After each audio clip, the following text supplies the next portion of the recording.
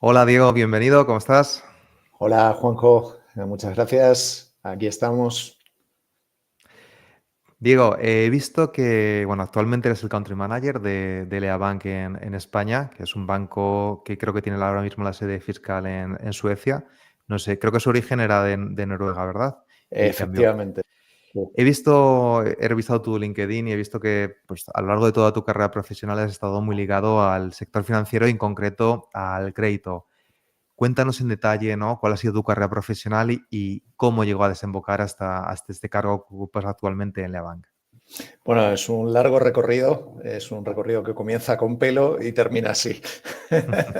Pero bueno, digamos que empezamos trabajando en banca tradicional en Latinoamérica, ¿vale? Donde estuve desarrollando diferentes funciones mientras estudiaba mi carrera y más adelante pues ya volví aquí a España y ya empecé a trabajar directamente en el sector de crédito al consumo en diferentes entidades financieras. He estado en CTLM, he estado en Cofidis más adelante, lanzando el negocio de auto, WeThink lanzando la plataforma de préstamos personales y bueno, también como director general en Big Bank y Ferratum Bank aquí en España, con lo cual digamos que llevo ya mucho tiempo luchando por los tablaos del crédito al consumo y banca digital de España. Genial, pues nada, tienes seguro muchísimo que contarnos y tendremos mucho que aprender de ti y del crédito. Cuéntanos qué es Lea Bank y Diego, y además también cuál es su propuesta en el mercado español, su propuesta de valor. Bueno, Lea Bank es un banco, eso es lo primero, o sea, somos un banco 100% digital. Lea Bank nace en el año 2015 de la fusión de dos fintechs que absorben la licencia bancaria de un banco preexistente en Noruega y de ahí pues comienza su actividad, digamos, en esta nueva organización. Originalmente, como te decía, nacemos en Noruega y paulatinamente el banco se empieza a extender al resto de países escandinavos y en 2022 llegamos aquí a España. Lea Bank es un banco modelo tradicional, con lo cual lo que hacemos es coger depósitos y prestar dinero. Esa es la parte tradicional, pero la parte no tradicional es que tenemos un alto contenido de digitalización y automatización que nos permite, de alguna manera, con muy pocos recursos, humanos principalmente, poder desarrollar una actividad intensa en lo que tiene que ver con tanto la gestión de depósitos como la gestión de préstamos, que en concreto aquí en España, como te comentaba anteriormente, lanzamos en el año 2022 y principalmente tenemos, digamos, dos productos a día de hoy aquí en el mercado español de manera directa, que son los préstamos personales y el préstamo de reunificación de deudas. Y después, a través de una colaboración que tenemos con Racing, también ofrecemos depósitos al cliente español para que pueda también beneficiarse de buenas condiciones que podemos ofrecer nosotros.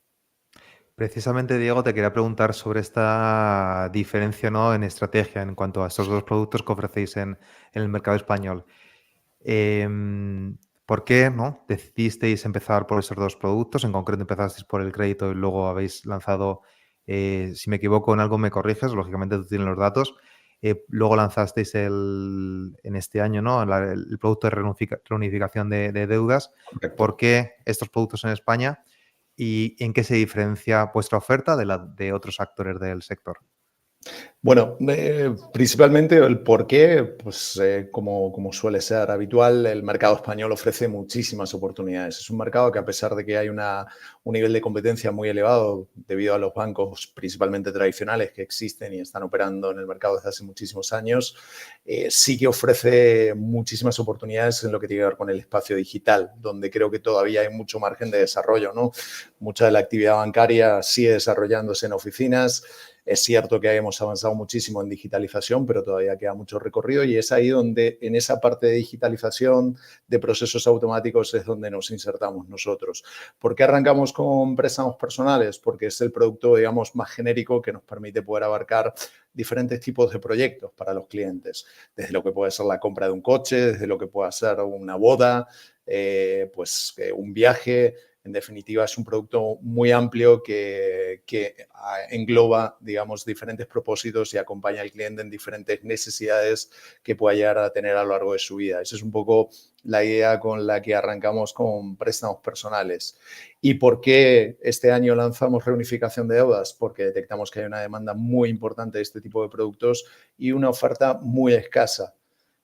Con lo cual, digamos que para nosotros vemos ahí una gran oportunidad de crecimiento, especialmente porque tenemos que recordar que venimos de una época de tipos de interés muy altos, con lo cual el producto en concreto permite un ahorro dependiendo evidentemente de la situación del cliente, del tipo de producto que tenga, pero en general una media en cuota de un 40-41% aproximadamente con respecto a lo que tiene. Normalmente la gente suele agrupar entre 2-3 préstamos, que suele ser una tarjeta y 2 préstamos, uno coche y un préstamo personal, y por tanto el ahorro que le generamos al cliente se cifra más o menos de media en torno al 40%, con lo cual hay una gran oportunidad de mejorar la situación financiera del cliente y la economía, por supuesto, para que tenga una mayor tranquilidad y una mayor facilidad de poder, de alguna manera, hacer frente a sus obligaciones financieras. Y creemos que hay un gran espacio ahí, que hay un gran espacio que la banca tradicional pues ha desechado por diferentes motivos, ¿no? Evidentemente, ellos tienen una base de clientes muy extensa y por tanto se focalizan más en su cliente, más en productos hipotecarios. Normalmente el sector de crédito al consumo suele ser algo secundario dentro de sus portfolios, que lo desarrollan, pero no como la actividad principal.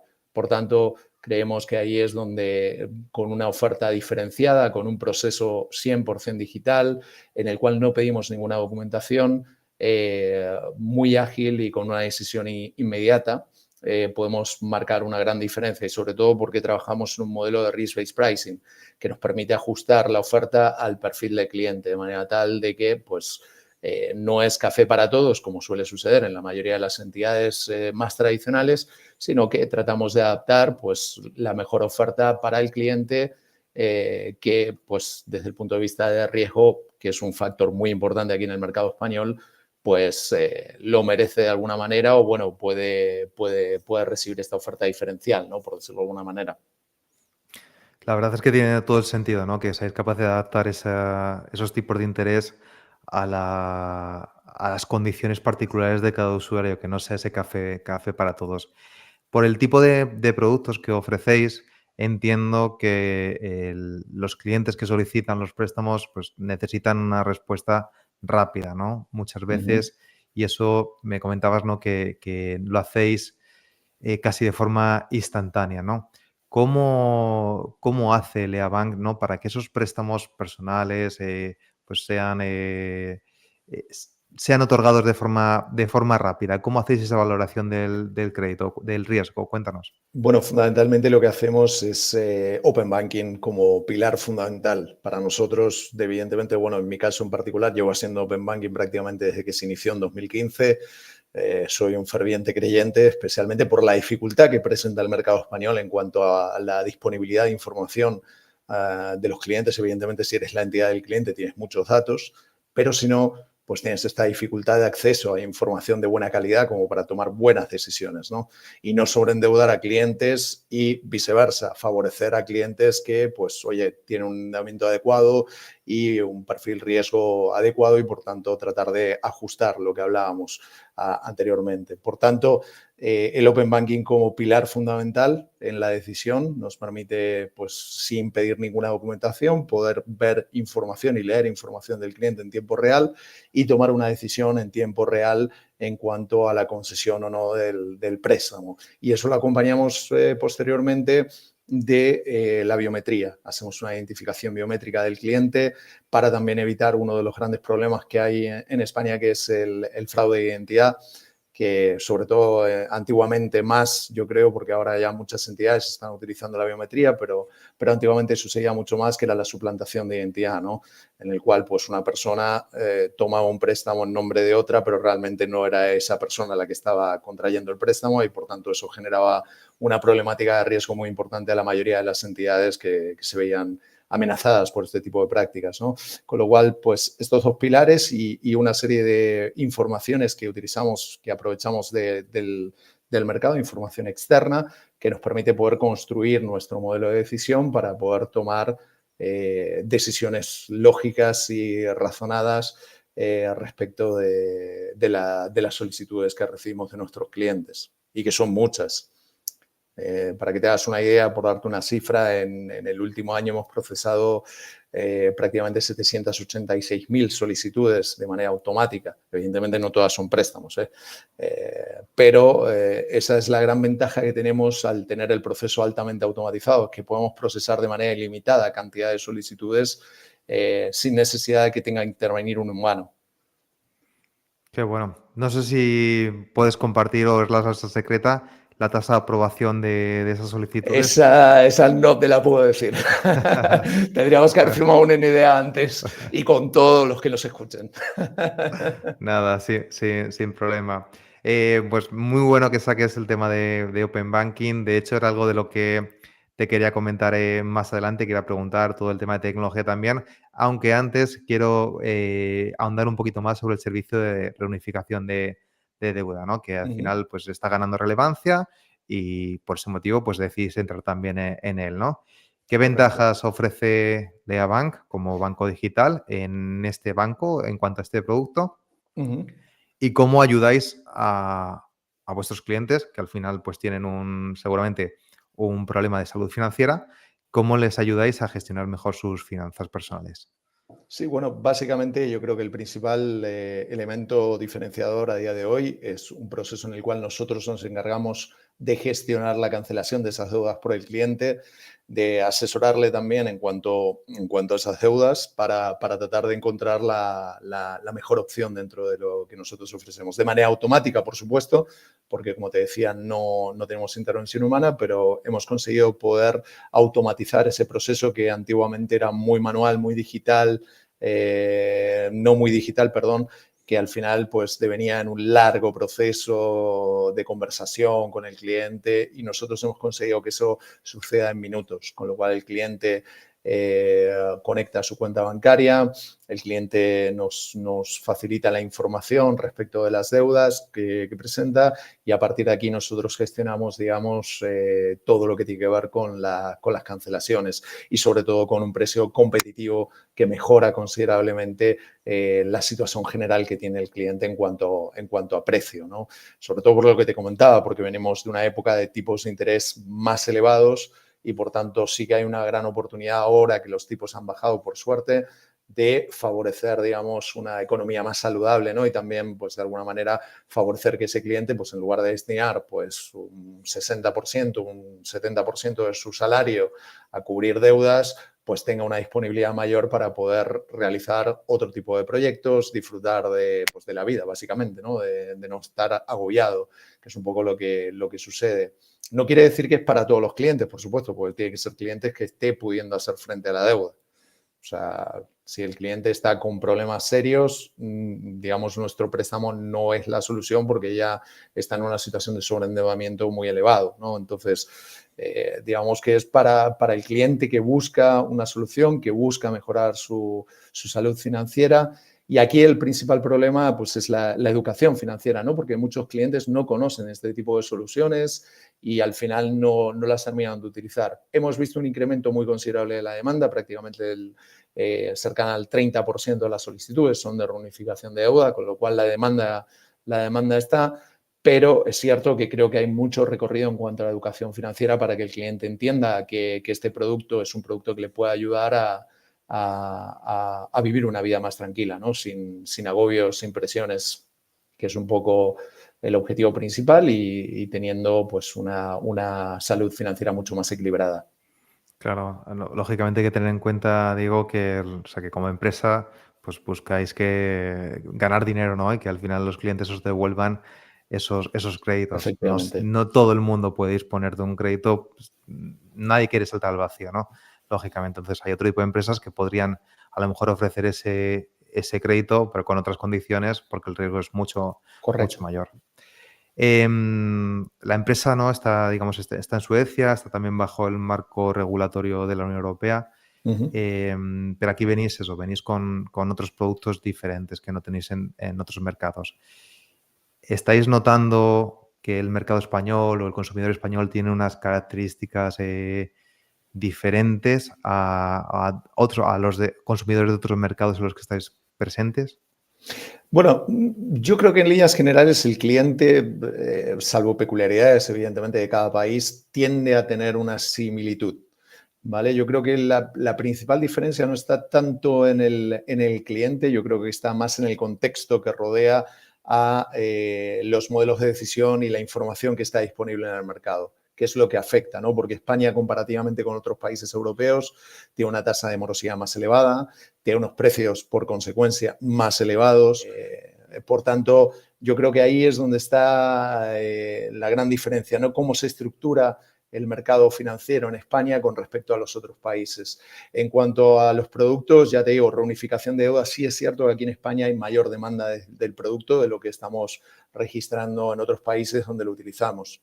Pero también es cierto que en otros países el proceso de cancelación es automático, mucho más de lo que lo podemos hacer aquí, porque aquí todavía encontramos ciertas trabas con las entidades especialmente tradicionales, bancos, ¿no? A la hora de poder cancelar los préstamos por el cliente.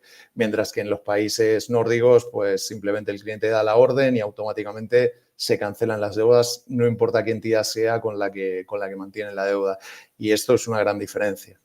Por eso te hablaba más de un tema estructural y de organización del mercado financiero en España y no tanto del cliente, ¿no? El cliente sí que manifiesta una necesidad clara, pero al final el perfil de cliente que tenemos es muy parecido en todos los países. Entre 35 y 55 años se ubica prácticamente el 70% de la población. Normalmente es un perfil de una persona casada o en pareja. También tenemos, por supuesto, gente soltera y divorciados, pero es cierto que mayoritariamente es este el porcentaje más habitual, con un hijo o dos, un nivel de estudios entre básico, universitario, formación profesional, es la mayoría de la población desde el punto de vista demográfico por las solicitudes que recibimos. Y bueno, pues en definitiva, en ese sentido sí que digamos que coincide mucho con los perfiles que también detectamos en el resto de países en los que trabajamos. Principal diferencia, la información. Ok, entendido. Comentabas antes, Diego, también que teníais el proceso de agregación bancaria de Open Banking, también Sí, el de identificación, que entiendo que es un proceso de KYC. Esto entiendo que lo trabajaréis con diferentes proveedores, ¿no? correcto. Con partners tecnológicos, Eso es. que es algo vital, ¿no? El acompañarse de partners tecnológicos clave si queremos ir lejos. Sí, sí, ¿Cómo, totalmente. cómo veis desde tu punto de vista como responsable de mercado en España? ¿Cómo ves estas colaboraciones entre fintechs, bancos, fintechs, neobancos? Fundamentales, o sea, creo que son vitales porque las entidades al final, ya seamos nosotros, que somos una entidad más digital o una entidad muy grande, al final creo que es muy importante apoyarse en especialistas en cada una de estos puntos específicos. ¿No? ¿Podríamos desarrollar una solución de biometría? Sí, podríamos, pero tiene sentido cuando hay expertos que desarrollan soluciones ya adaptadas al mercado y que cumplen con todos los requisitos regulatorios, pues yo creo que tiene mucho más sentido desarrollar este tipo de colaboraciones. Mismo también con el Open Banking. ¿Podríamos ser un agregador de información? Sí, podríamos ser.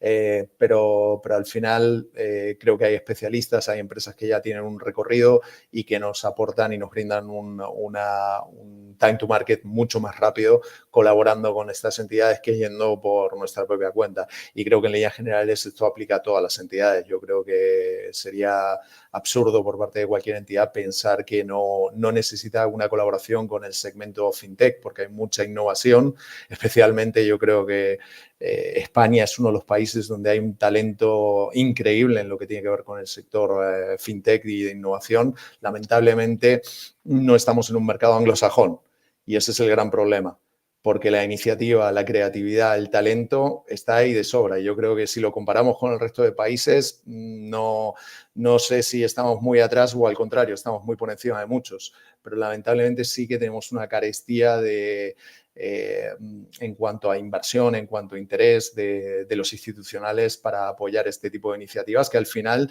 devienen en mejoras para el sector financiero y que finalmente muchas entidades terminan de alguna manera utilizando, ¿no? Por tanto, yo creo que la colaboración no debería ser algo mandatorio para poder progresar mucho más rápido y acercar productos de mucho más calidad y potencia al cliente. Sin duda la innovación es clave. Hemos hablado de Open Banking, como decíamos antes, habla de tecnologías. Me gustaría también entrar en ese motor de decisión, ¿no?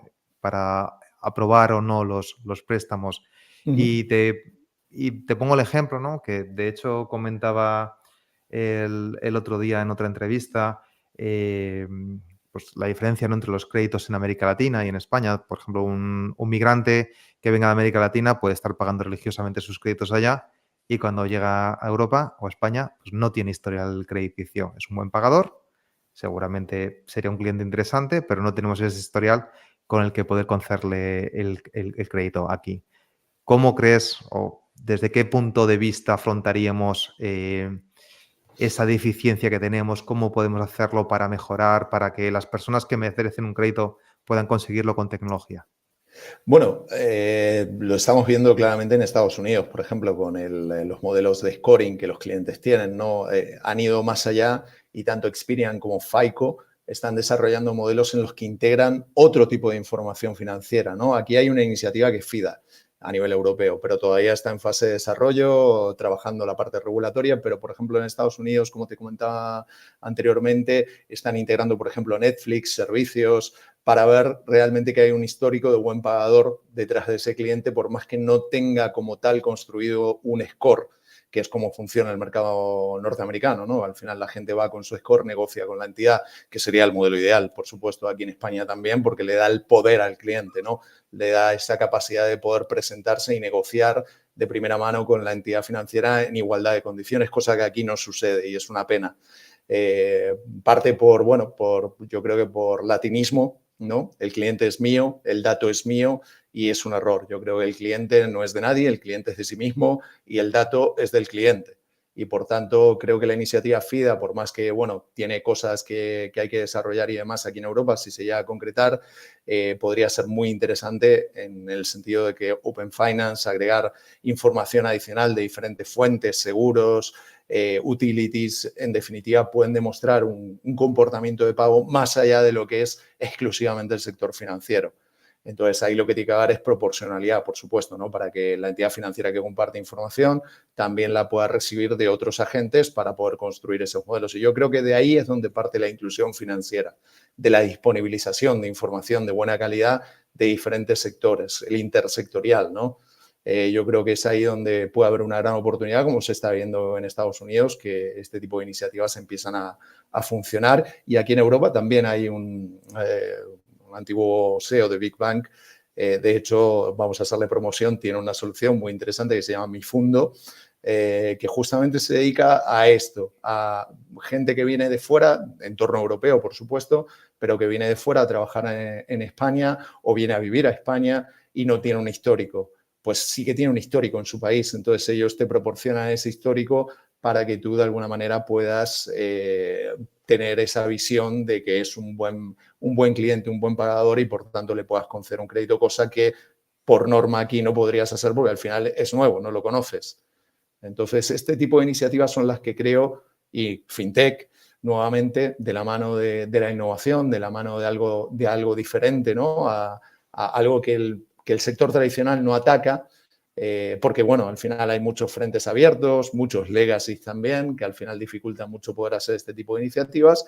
Entonces, de la mano de lo que hablábamos antes, de las fintech, pueden llegar soluciones que nos puedan permitir, pues, poder acceder a este público que hoy día es verdad que queda excluido del préstamo al no tener un historial crediticio construido en el país. Discutíamos en LinkedIn sobre el pasaporte financiero, no sé si te acuerdas. ¿Crees que es algo a lo que podemos aspirar o es Yo, utópico?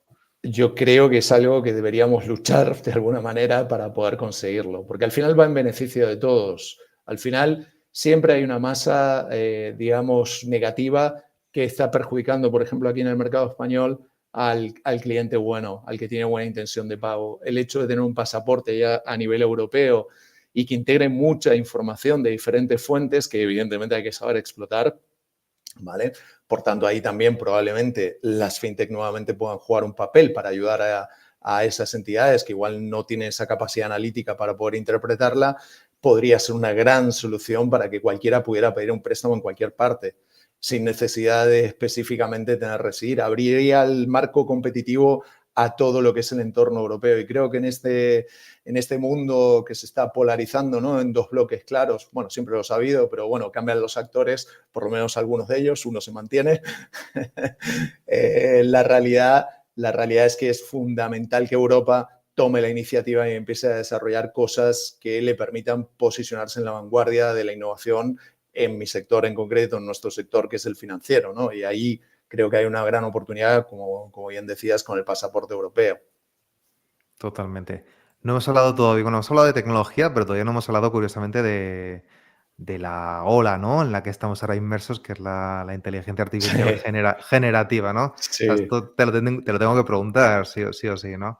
totalmente. ¿Qué qué estáis haciendo? ¿Estáis aplicando en vuestros modelos de scoring alguna iniciativa que tengáis en Sí, Leabank? estamos trabajando en diferentes ángulos con la inteligencia artificial. Bueno, yo soy un creyente en la inteligencia artificial desde que vi Terminator de pequeño. Solo que, bueno, ahí nos mataba a todos la inteligencia artificial, pero yo creo que no es el caso, por suerte, no es Skynet. Así que creo que nos va a ayudar muchísimo a poder generar esa capacidad de procesamiento, de información, de gestión. Y estamos ahora mismo con diferentes iniciativas. Ay, se cortó, creo. Sí es... Digo, Hola, hola, ahí. ¿se ha Te cortado? perdí por un momento. No sé si he sido yo o has sido tú. Sí, ¿Cómo está la red? yo te perdí por un momento. Sí, yo también te Salió he la perdido. pantalla. Sí, nada, me Vale. estabas contando sobre la inteligencia artificial. Sí, Eso te decía que sigue tenemos grabando. diferentes iniciativas en el área de riesgos en concreto.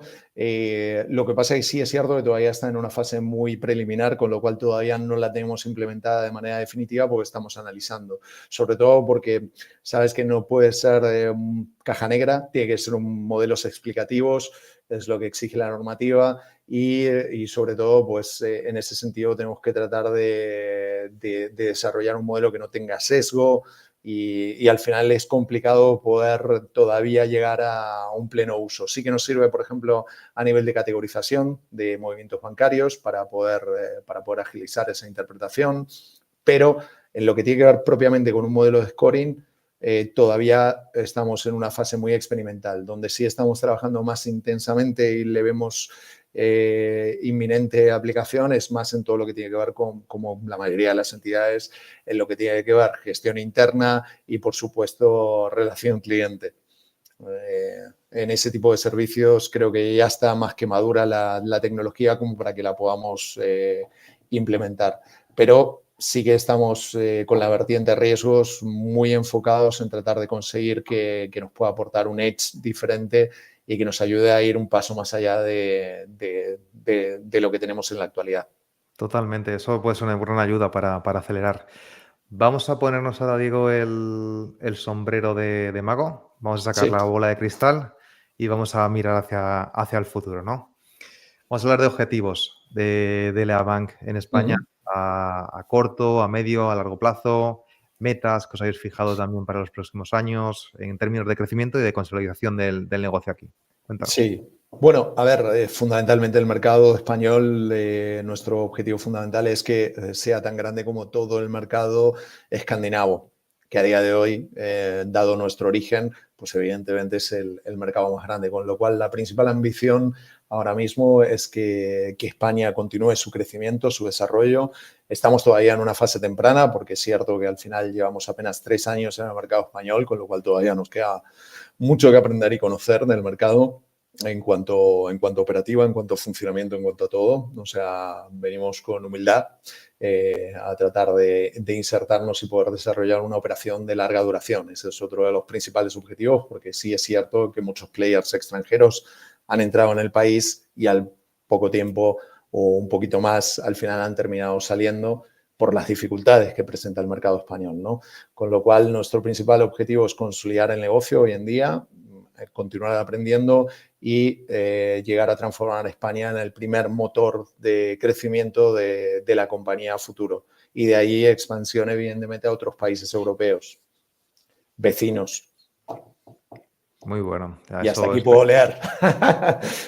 Esperamos verlos y volvemos a hablar de aquí unos años, que nos puedas contar eso, tu desembarco en nuevos mercados. Vamos a hacer ya la apuesta a futuro. ¿Qué esperas del sector fintech de aquí a, por ejemplo, 5 años? ¿Qué papel crees que jugarán los neobancos en España? Los bancos digitales especializados, como sois vosotros en crédito. ¿Cuál es tu visión? Bueno, yo creo que están jugando un papel fundamental, ¿no? Nosotros en lo que tiene que ver con crédito al consumo, por otra parte los N26 o Revolut en lo que tiene que ver con la banca más universal, y estamos viendo cómo poco a poco van aproximándose en cuanto a propuesta a la banca tradicional, pero desde un enfoque completamente diferente. Y ahí es donde yo creo que está el edge fundamental y la gran ventaja. Y esto está haciendo también que las entidades tradicionales pongan las barbas en remojo y empiecen también a tratar de acelerar, ¿no?, la innovación, de tratar de buscar nuevos enfoques, y muchas veces pues de manera errónea, pero por lo menos se ve una intención diferente. Yo creo que la evolución, yo creo que finalmente vamos a consolidar una alternativa digital muy potente en el mercado español. Las entidades que ya te mencioné, nosotros, Bank también, que está operando también en el mercado español, hay muy buenas entidades con muy buenas propuestas, y yo creo que presentan un gran challenge, un presente, una dificultad para las entidades más tradicionales, porque somos entidades con las que el cliente puede tener una relación, digamos, más positiva, porque normalmente las entidades financieras, digamos, no son cool. No son fashion, y entonces creo que la forma de relacionarse que estos neobancos, estas fintech tienen con el cliente, las acercan más si bien no, evidentemente es difícil, a marcas aspiracionales, ¿no? Como puede ser Nike, como puede ser cualquier marca de ropa deportiva, de lo que sea, ¿no? Que en definitiva, pues el cliente tiene ganas de relacionarse y siente un cierto apego a esa marca. Yo creo que ese es el camino que están siguiendo los nuevos players, y creo que los bancos, pues con mucha más dificultad y a rezago, están tratando de llegar también ahí, pero bueno, les va a costar mucho más tiempo. Con lo cual yo creo que hay un nicho y una oportunidad enorme, y creo que tanto todos los players que estamos operando en el mercado, creo que vamos a coger una cuota importante del mercado en los próximos años, que nos va a posicionar como una alternativa sólida y seria versus la banca más tradicional, ¿no? Pues ojalá lo consigáis, Diego. No es fácil. Diego, muchísimas gracias por este ratito, por esta entrevista. Ha sido súper interesante todo lo que estáis construyendo con Leabank y tener tu visión acerca del mundo del crédito en España. Muchísimas gracias a ti, Juanjo, por la invitación, y un abrazo.